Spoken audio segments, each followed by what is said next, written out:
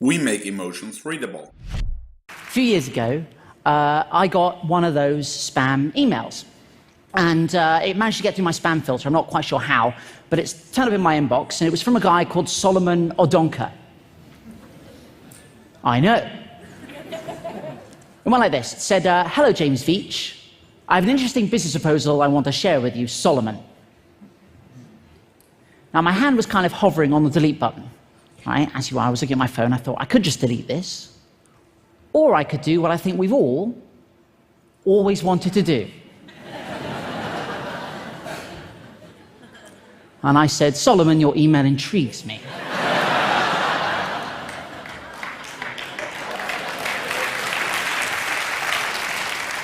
And the game was afoot. He said, Dear James Veitch, we shall be shipping gold to you. You will earn 10% of any gold you distribute. So I knew I was dealing with a professional.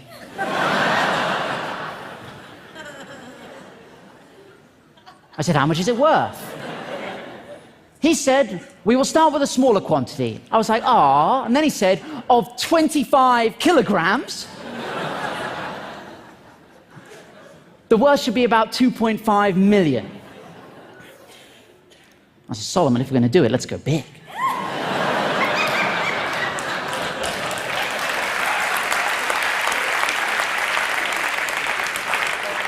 I can handle it.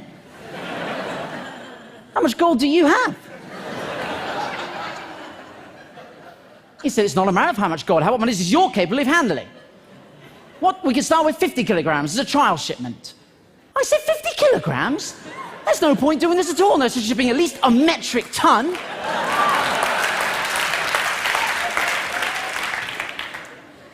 So what do you do for a living? I said, I'm a hedge fund executive bank manager.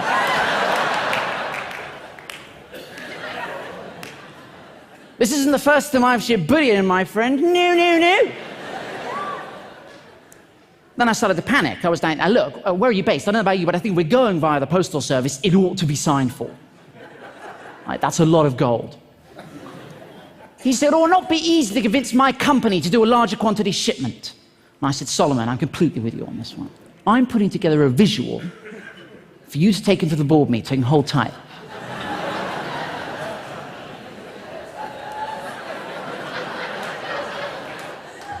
This is what I sent Solomon.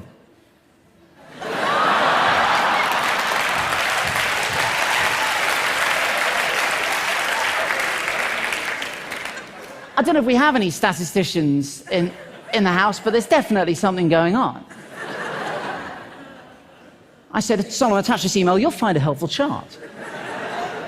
I've had one of my assistants run the numbers.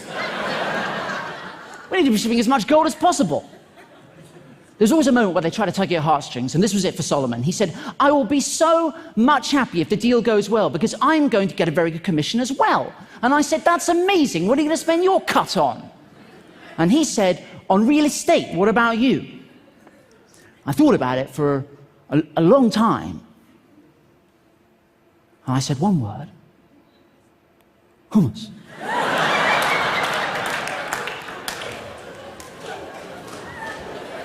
It's going places. I was in Sainsbury's the other day, and there are like 30 different varieties. Also, you can cut up carrots, and you can dip them. Have you ever done that? Solomon! He said, I have to go to bed now.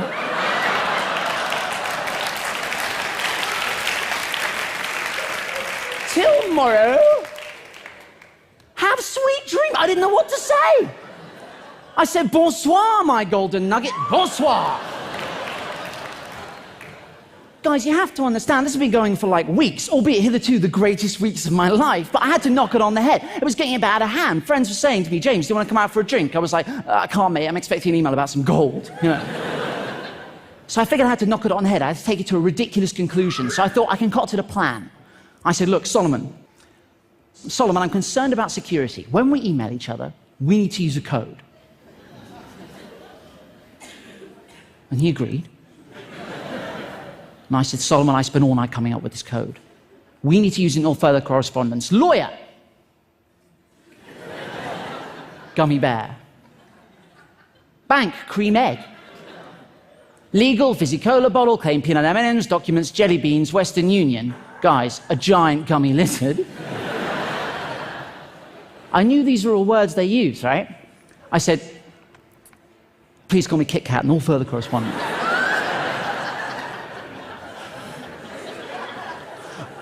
I didn't hear back. I thought, I've gone too far.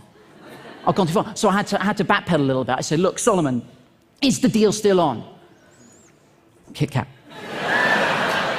Because you have to be consistent. Then I did get an email back from him. He said, the business is on, I'm trying, blah, blah, blah, blah, blah. I said, dude, you have to use the code. What followed is the greatest email I've ever received. I'm not joking. This is what turned up in my inbox. This was a good day. The business is on. And I'm trying to raise the balance for the gummy bear.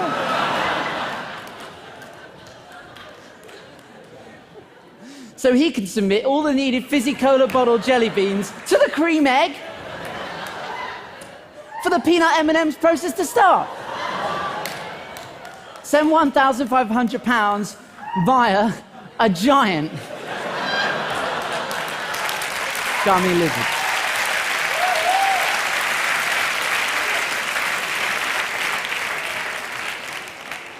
And that was so much fun, right, that it got me thinking, like, what would happen if I just spent as much time as I could replying to as many scam emails as I could? And that's what I've been doing for 3 years on your behalf. Yeah. Let me tell you, crazy stuff happens when you start replying to scam emails. It's really difficult, and I highly recommend we do it. I don't think what I'm doing is mean, right? You know, there are a lot of people out there who do mean things to scammers. I don't think what I'm doing, all I think I'm doing all I'm doing is wasting their time. Right? And I think any time they're spending with me is time they're not spending scamming vulnerable adults out of their savings, right? If you're going to do this, and I highly recommend you do, get yourself a pseudonymous email address. Don't use your own email address, because that's exactly what I was doing at the start, and it was a nightmare. Because, you know, I'd wake up in the morning and have like 1,000 emails about penis enlargements, you know, only one of which was a legitimate response to a medical question. But I tell you what, though, guys, I tell you what, any day is a good day. Any day is a good day if you receive an email that begins like this. I am Winnie Mandela, the second wife of Nelson Mandela, the former South African president. I was like, oh, that Winnie Mandela. I know so many.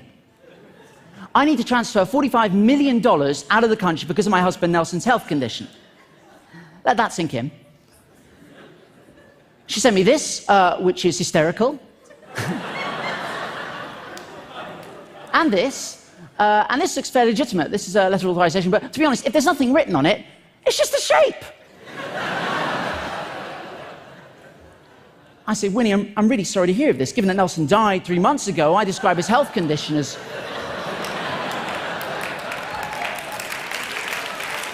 That's the worst health condition you can have, not being alive.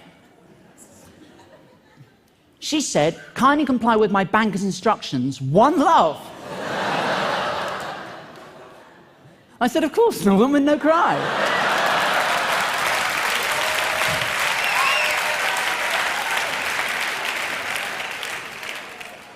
She said, my banker would need transfer of $3,000. One love.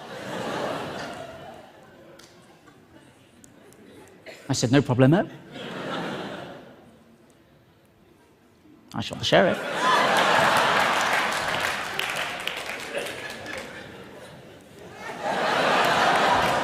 Thank you.